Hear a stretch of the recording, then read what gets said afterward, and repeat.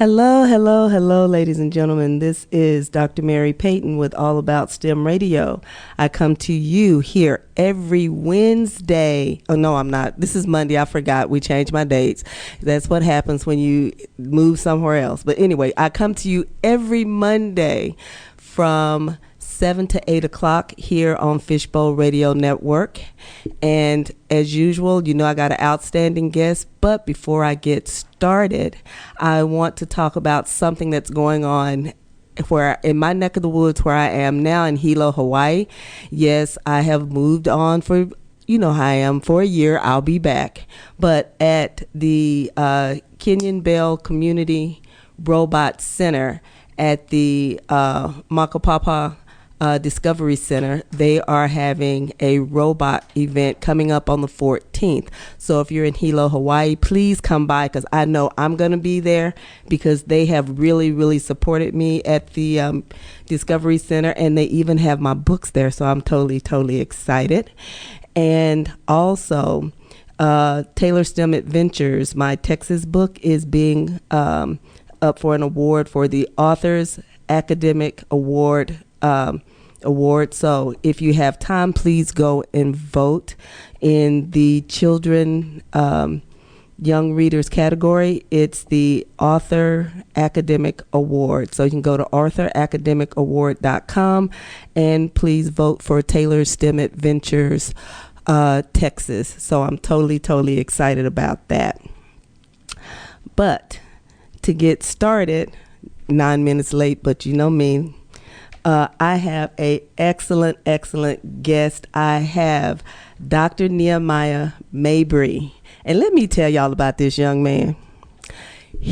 I started following him on Instagram because, you know, these young people are so much more tech savvy than some of us are.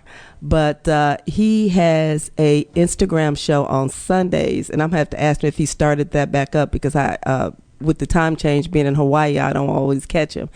And he had some of the most marvelous guests I have. I mean, just these people in the STEM community have just been phenomenal. And he's even had some guests that I've had on my show. But one of the things I found was so funny. He had this guest on his show, beautiful young lady. And, you know, coming up in STEM, they all think we're nerdy and we wear broken glasses and stuff like that. And she was talking about, you know, you could still be fashionable and be in STEM. And she had told him he could be fashionable with STEM socks. And I sent him a message. I said, if you send me an address, I'll send you some socks. He sent me his actual home address.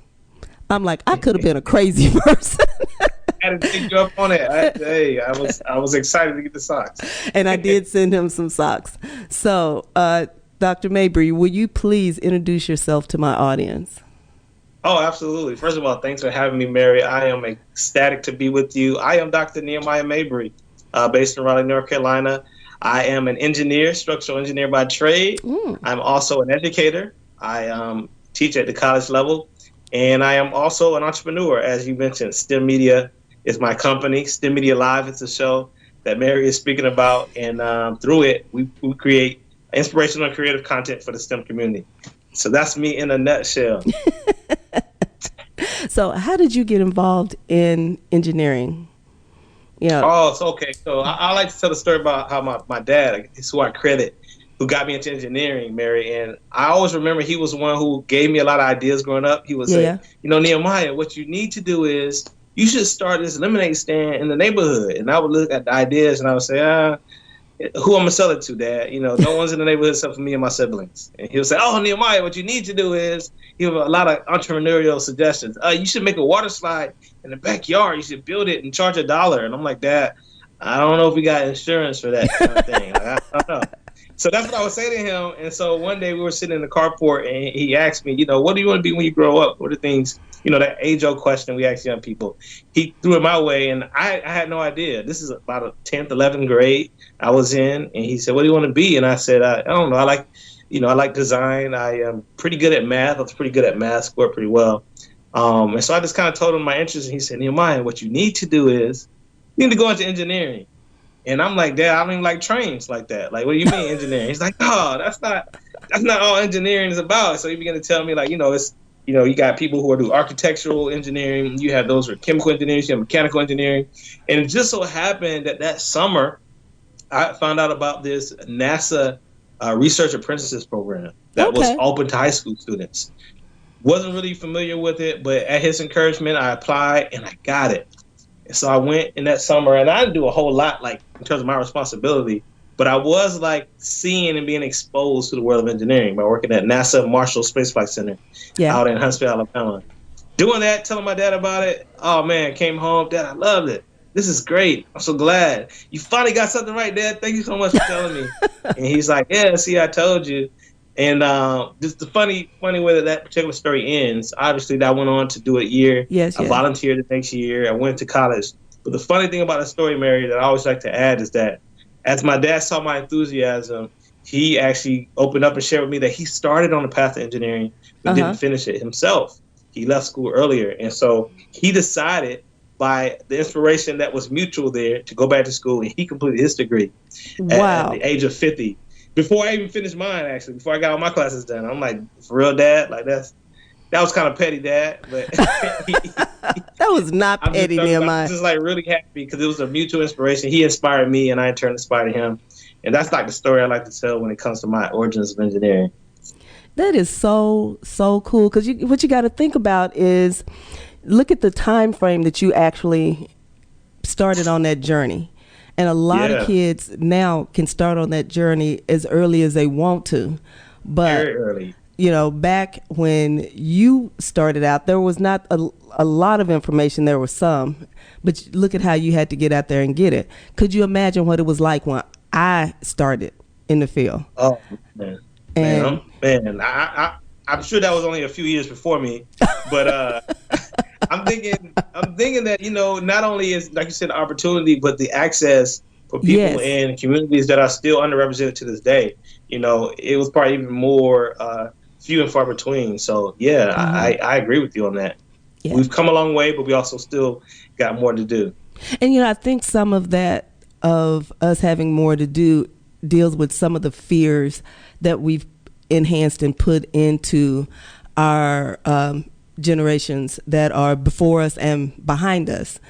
You turn those I can't into I can, I will, and I have.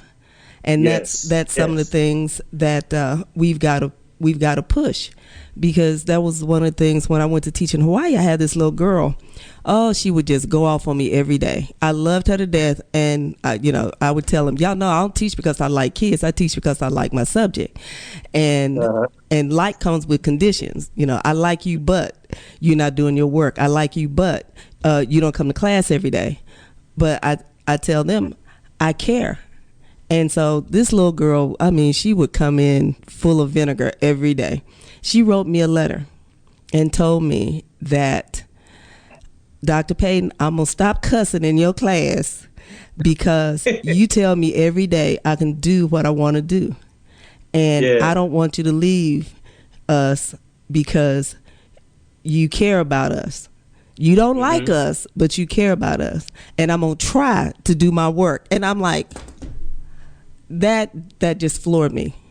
But bottom line is it's the information. It's changing that mindset. And that's what you do so much with your STEM media. And I don't know how I got hooked, but you know me. You see me liking stuff and putting hearts up, and you're like, there's Dr. Payton. I love the energy. I love the love. I'm so happy you found us and we connected. Now I love it. I'm like, wow. Yeah. So speaking of STEM media, what made you want to start that? You got a family, you got a full-time job, you have kids, a wife, and Yeah, well, honestly, when I started, I didn't have all those things when I started. I started when I was actually still a graduate student. Oh, okay. So I was a single man. I wasn't married. I didn't have any kids. Though it seems like I can't imagine a time when my daughters weren't here. They were not thought of at the moment. And so I really decided to enter into, the story goes, I entered into this contest that was a video contest for engineering students to basically communicate, why they went into engineering, how they're staying with it, and the different things that they learn. And so I entered into it because I had, again, this interest in creativity, the interest in design. I went into the program. It was sponsored by Intel, MTV, a couple other people at the time.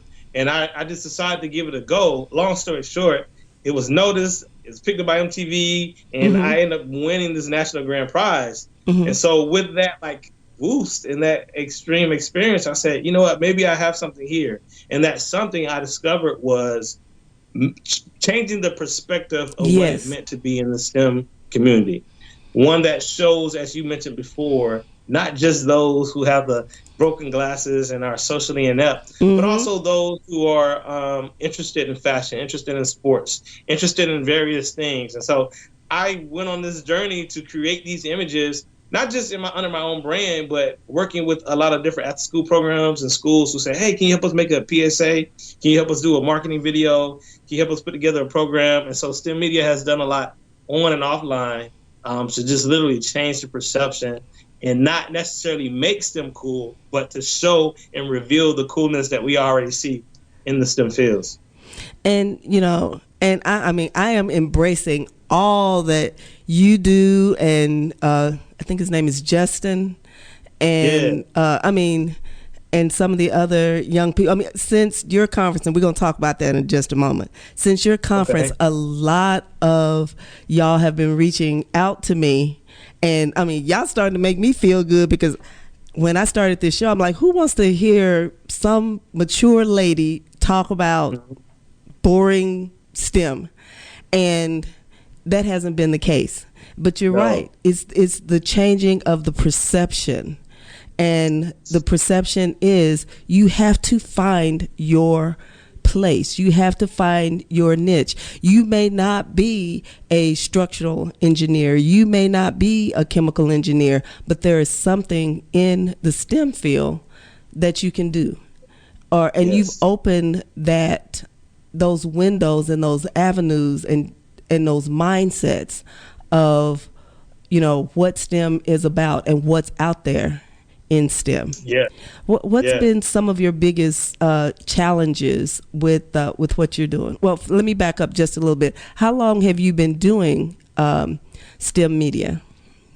Yeah, so I mentioned I started in grad school. This was 2012 when I entered into that contest.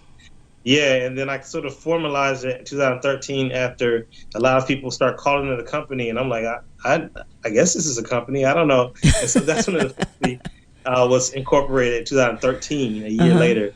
But yeah, that puts me about 7-8 years. Wow. And how old are your daughters? So my daughters are 1 and 2, about to be 3. So 1 and 2. Okay. Yeah. So you got it off the ground and kept it moving. I got it rolling. Yeah. It's still a lot more to do. You know, I got married 5 years ago, so I even got it before marriage came into the picture. But yeah, needless to say, it does take a different level of commitment and sacrifice. But because I believe so strongly, and as you said, being able to get feedback from people who have indeed benefited from the work, I just continue to do it. And not only that, I also believe that like what you're doing, what I'm doing, you mentioned Justin, who I work with a lot, and so many other people, there's synergy, and we really feed off each other's effort. And so our existence, though it may not be, you know, globally reaching all 6-7 billion people, we can inspire just the right amount of people who can then inspire a larger amount of people, and then it just perpetuates and continues on. So that's what keeps me going, and that's why I've been doing it for so long. Now, what have been some of the challenges you've had in doing STEM media? Yes, good question. Well, I'll start with just, I guess, as a family man now, as a husband, as a father, it's important to make sure my time is managed. Yes. I have continued in the work of structural engineering. I work at a bridge design firm. And so this is what you call the traditional 9-to-5, 40-hour-a-week job. And so being able to put in that work there, also spend time, as I mentioned before the show, you know, with my daughters, putting them down for bed and reading to them, spending time with my wife. Also, you know, the time that I spend also educating and teaching on the college campus. All that has to be managed, right? And so the time management has been one of the biggest current challenges that has come with running STEM media, but that has been offset by having people who also believe in the vision, teammates, people who come on per project and on a lot of things like that, who are able to help take the brand forward and take just the work forward on different fronts. But I would say that definitely is a current challenge. Mm-hmm. And and I like that you made a comment about bringing people on that have a like vision or like minded, and want to take on that responsibility of making this vision, their vision, a combined vision, that synergy that y'all have. Because when you did the conference, and I know I'm fit to transition to that, I'm sitting there, and I think I only missed one of the sessions, maybe two. Wow. I don't think I missed many. Well, I think it was two. It was only two sessions that I missed, and that was because I had to go. I think I had to come do the show or go do something. But I had never seen anything like that. Now, what was the title of that conference again?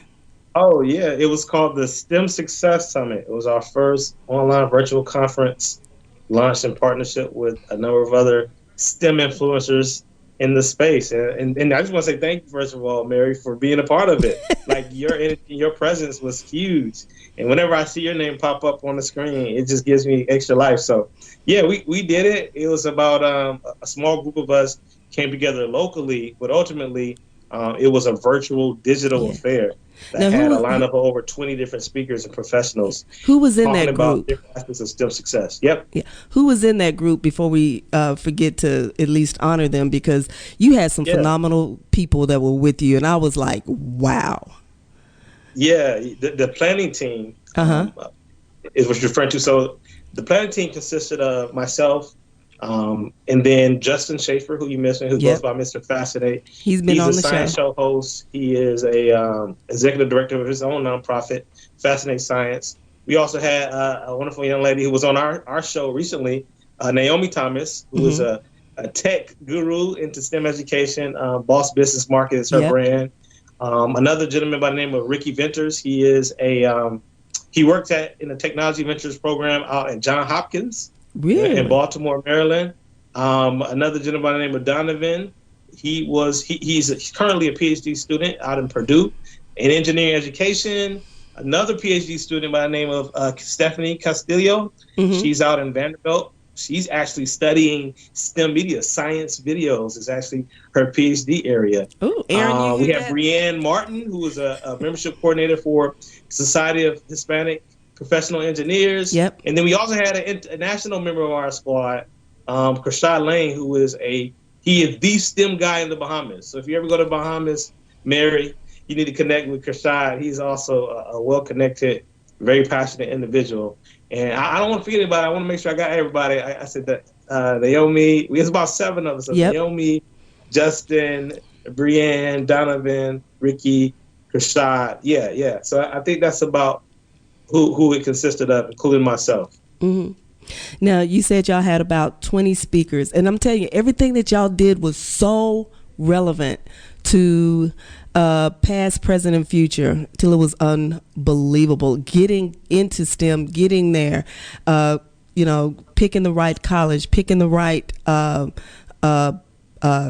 professors, and people on your papers and all of that stuff. So tell me how you got to that point of what you really wanted to do for this conference. This was amazing.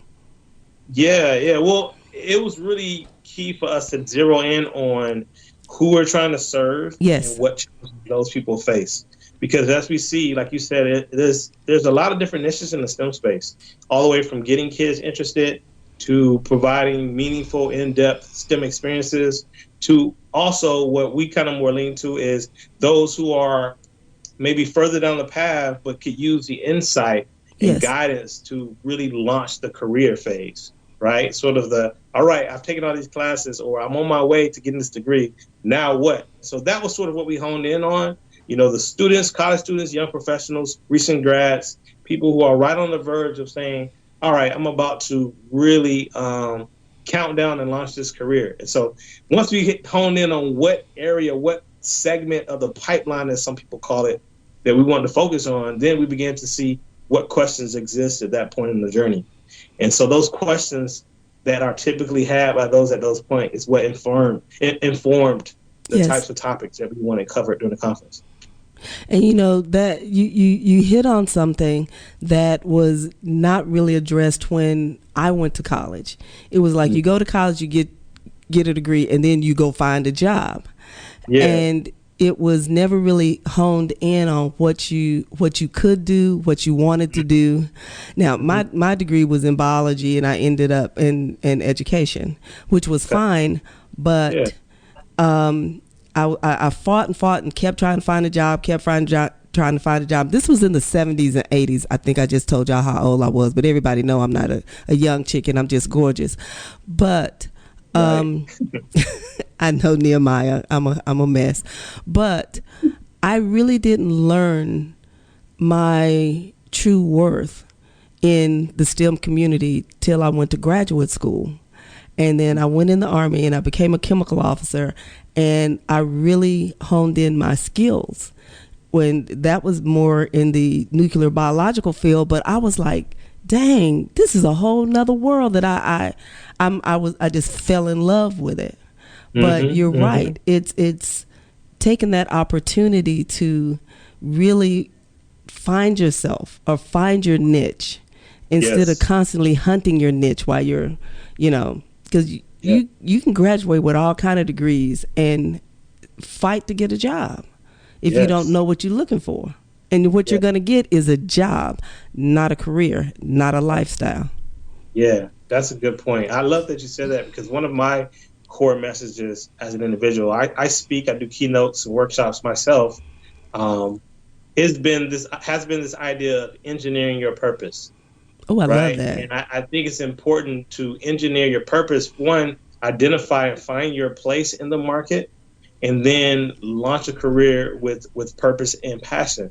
And you don't want to ever find yourself on any extremes, really, where it's like, okay, hey, I really, really enjoy this, but there's no real marketplace demand or value for this particular thing. Yes. Nor do you want to go after something completely because, I can get paid a lot of money, but it's feels like torture every day you go to work, right? Yeah. And so you want to be able to strategically know your design, know what type of person you are, and go after what you feel is a problem the world has or the market faces that you uniquely can add a perspective to. And STEM, in turn, is just a set of tools, as I like to describe it, a set of tools of math, of science, physics, and what have you, a knowledge base that you can pull from to then solve problems on behalf of people. Because like a person once said, a quote I've always lived by is, the greatest investment in one's life is in something that will outlive it. And so being able to identify what can I pour my gifts and talents into and my passion into to ultimately live or produce something that lives beyond my years on this earth. You know what? That is amazing, because so many of us don't do it. I didn't do it. I mean, you said, I wrote it down. I'm going to put this up in my classroom when I get back to Hawaii.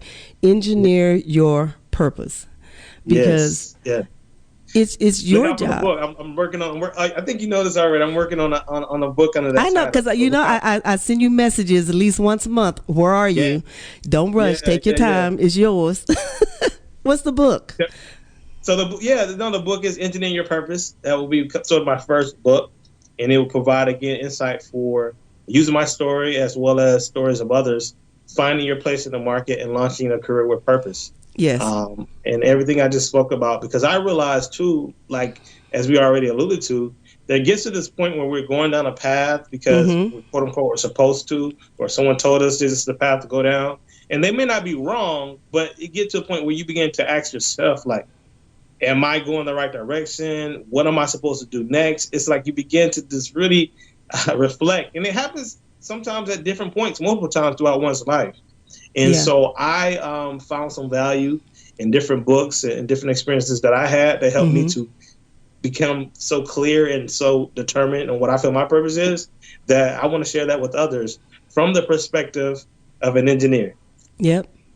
And you know what? You may not find your purpose in life immediately. Like I'm finding my second purpose. Yes. No, yes. I think this is my third purpose.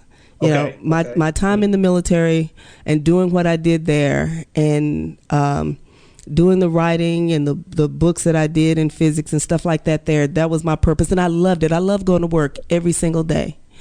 When I left there and went to teaching, I mean, I went in with a purpose, and I never went in with, I'm by myself. I did what you talked about you did.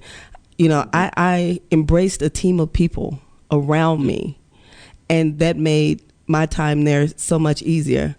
And I was there with the purpose of being there to make my students know they could be whatever they wanted to be.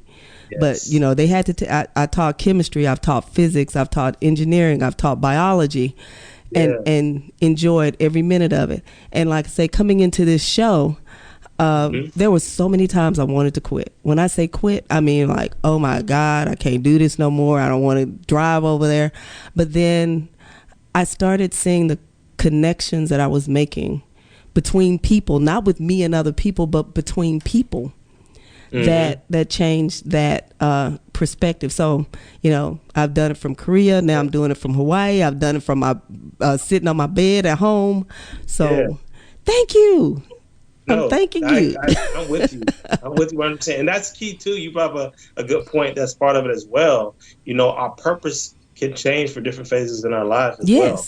And if we feel like we have to figure it all out, that's like a mistake. That we have to know the end from the beginning. We have to know. No, we don't. Right? We have to know, again, I think Martin McKee's case said, you don't have to see the staircase. Faith is just taking the next step. And so you knew that when you were in the service. Thank you for your service, by the way. I don't think I've ever said that to you. I knew that, but I don't think I ever got to say that to you.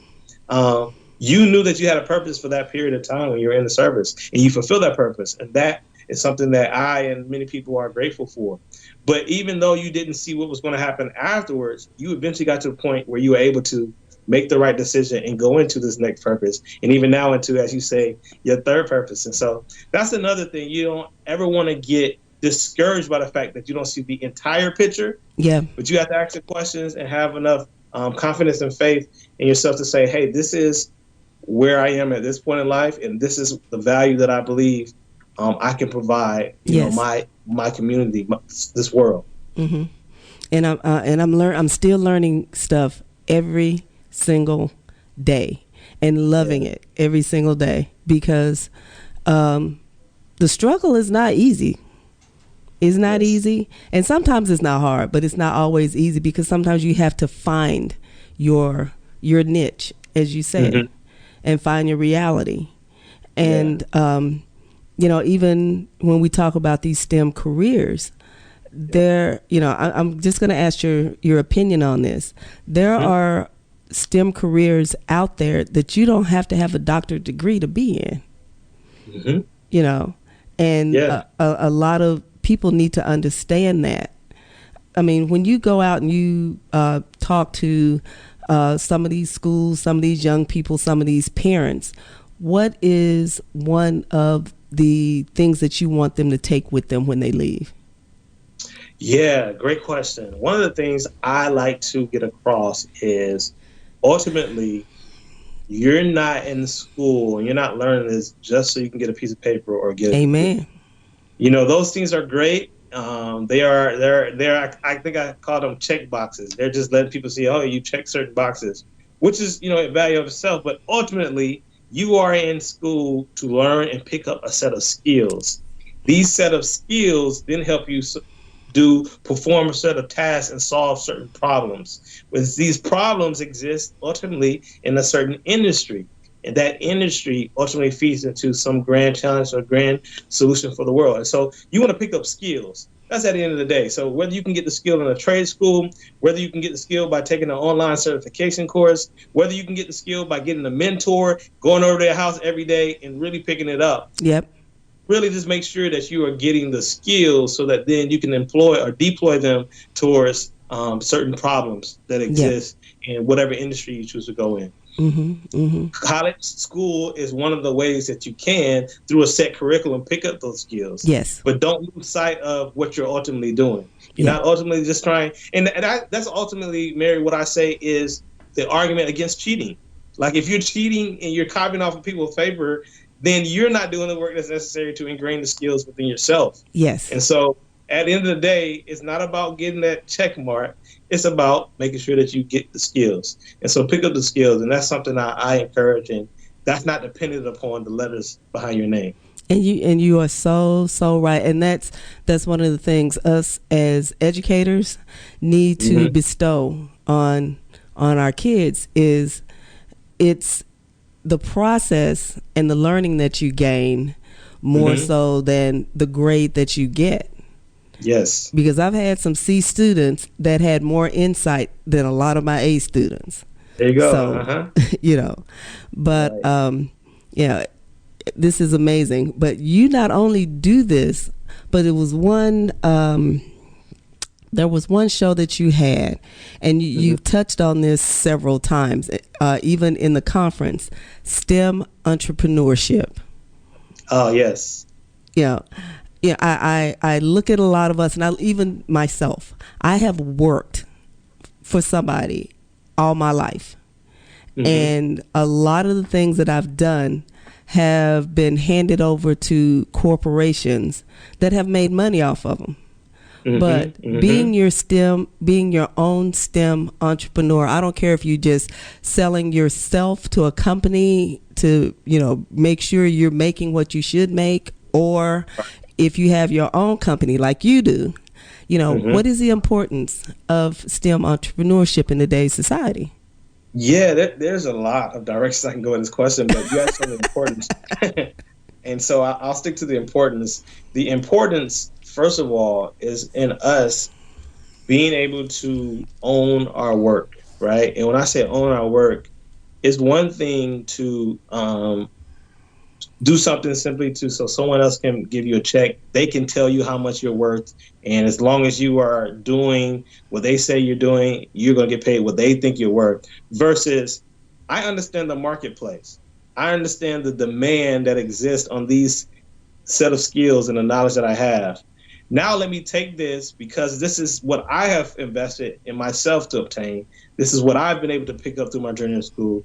Now let me find the true value of it on the marketplace, because I am owning it. Yes. I'm not allowing you to own it and say that this is the value of it. I'm saying that I own it. This is what I can do. And now let me see who the clients are. Who can I serve with this particular thing?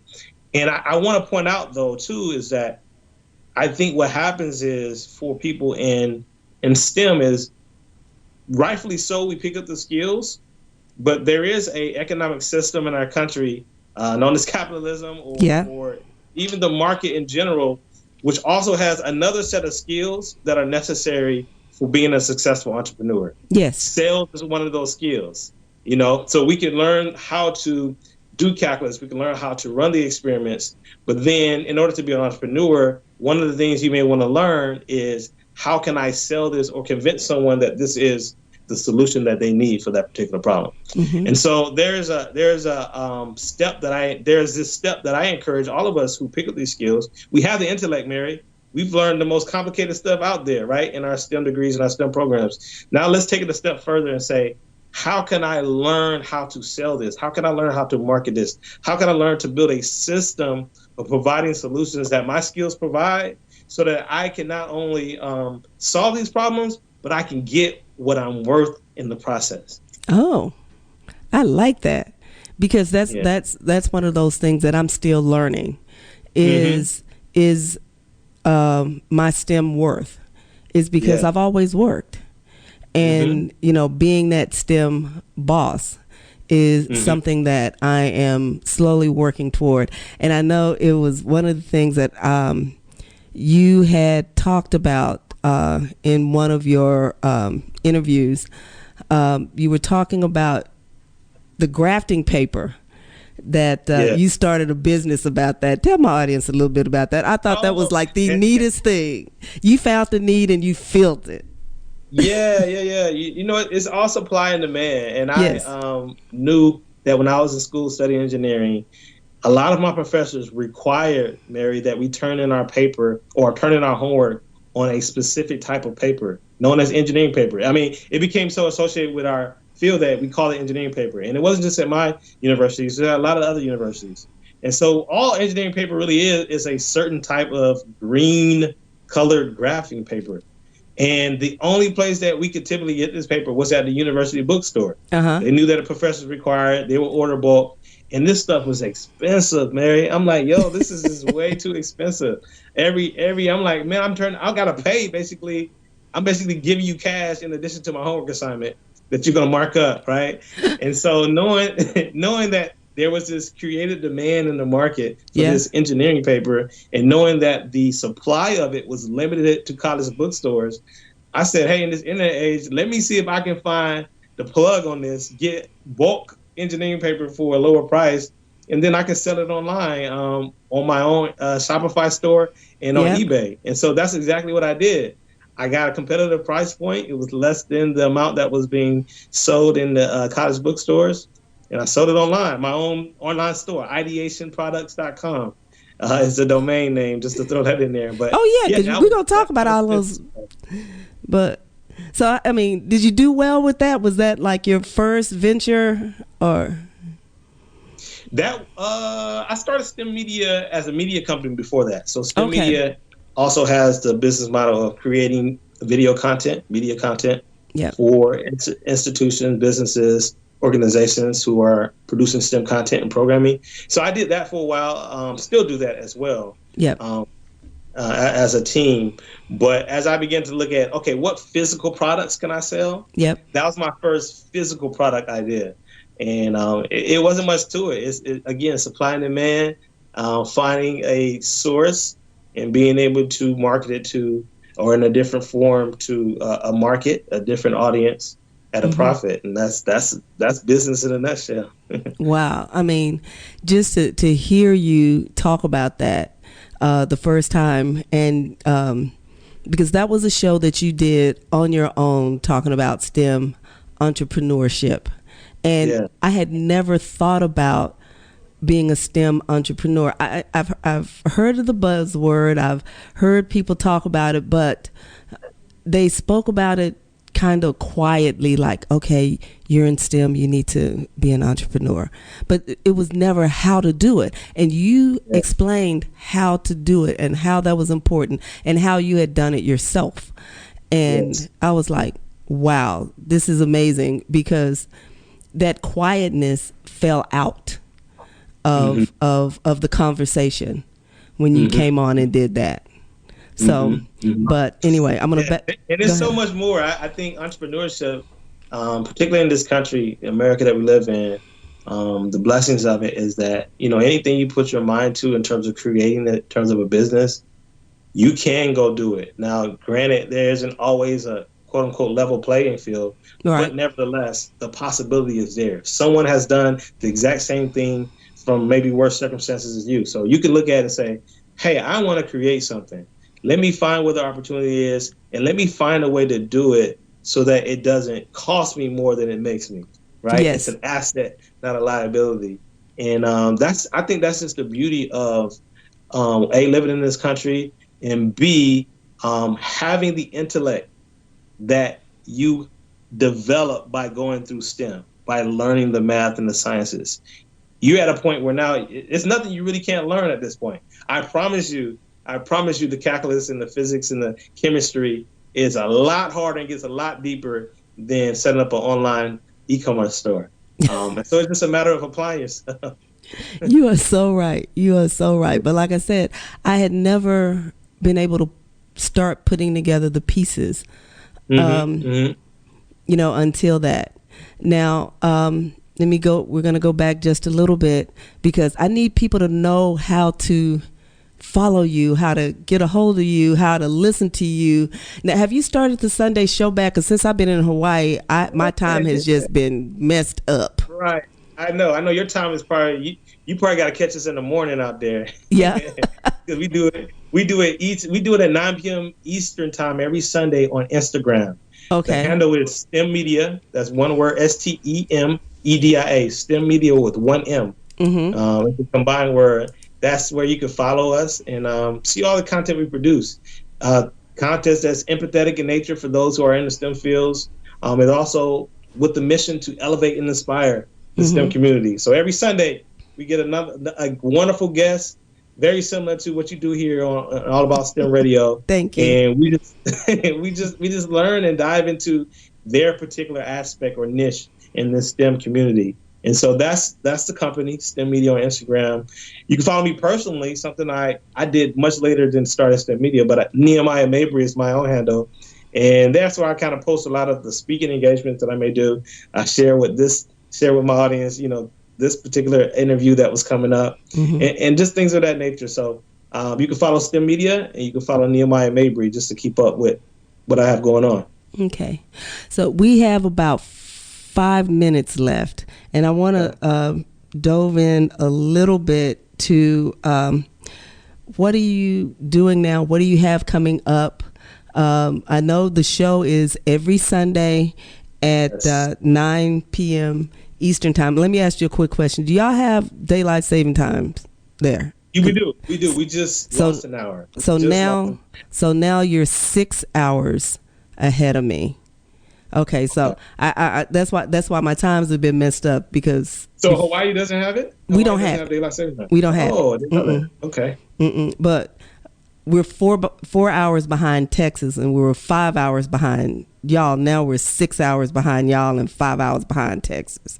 Gotcha. So when I was in a different country, it was a little bit easier. But being still in the United States, I have been totally confused. But anyway, getting back to what are you doing, and what events do you have coming up? Anything you want to share with the audience? For sure. Thank you for asking. And I've dropped a little bit of that already here and there. But first off, we are going to do another STEM Success Summit. Yes. I love coming in December. I mean, not December, November. Okay. November 2020. The team has reassembled, and we're looking to do it bigger and better than last time. So please stay tuned for that STEM Success Summit. We will be sending out information. If you follow us on Instagram, you'll be seeing that. But we're going to, again, tackle a lot of those questions, a lot of those what now questions for those who have begun the path of STEM, but yet can use a little bit of guidance and insight. And so that will be taking place in November. I mentioned earlier that I'm working on a book. Thank you so much, Mary, for your accountability. Keep me accountable for that. That is something that will coincide with the message that I also put out in a lot of my workshops and my keynote addresses that I'm able to do around the country.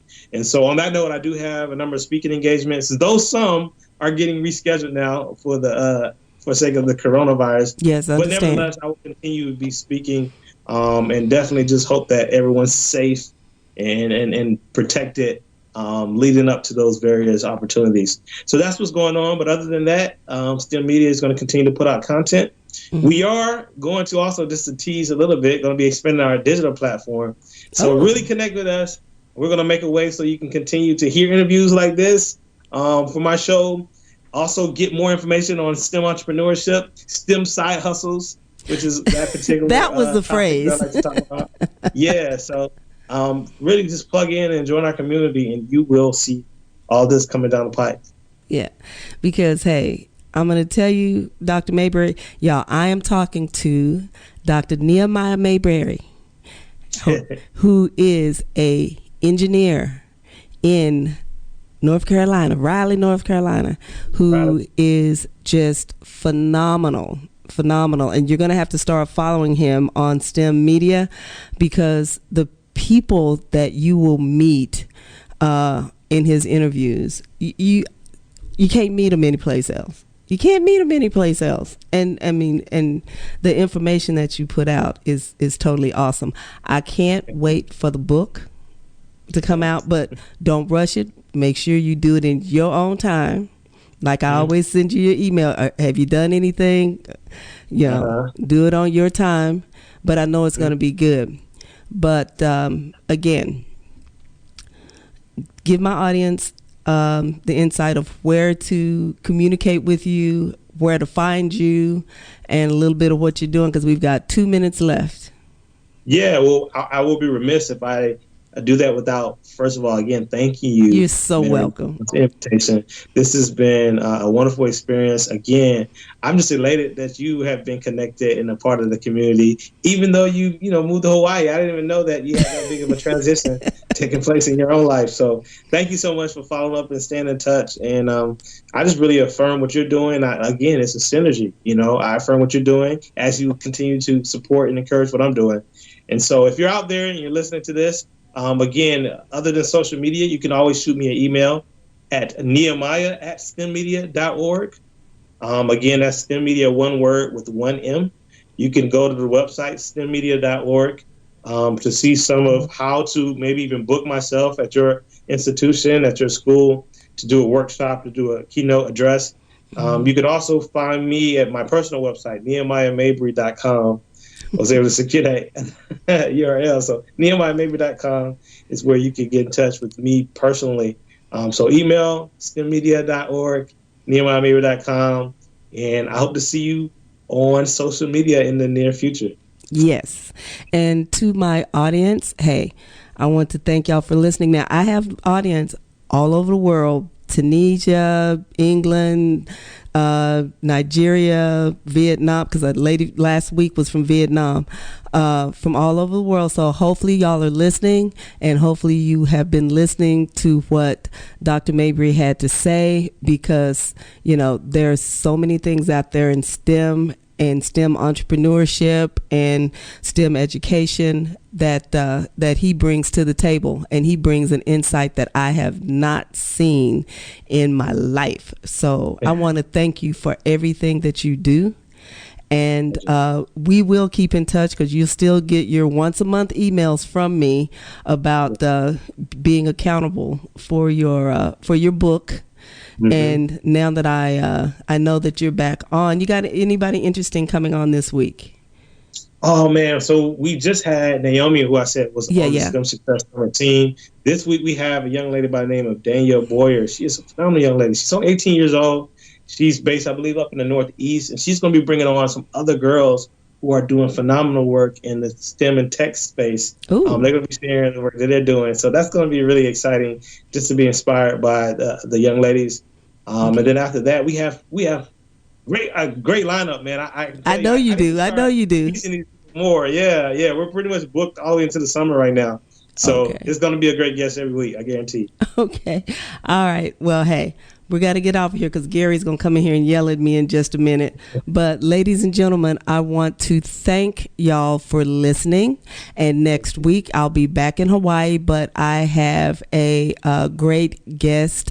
His first name is Billy, and he is a music producer that has worked in Nashville and several other places. He is now here in Texas, and he's going to be in studio, but I'm going to be in Hawaii. So he's going to come in and he's going to talk to us, and that's going to be thoroughly and utterly exciting. So until then, this has been All About STEM Radio. I come to you every Monday from 7 to 8 p.m. Central Time here in the great state of Texas.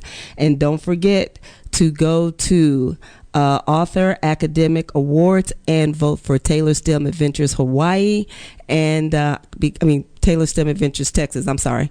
I am so excited about that book, and I know you have both the books for your girls. So yes, thank you, and bye-bye.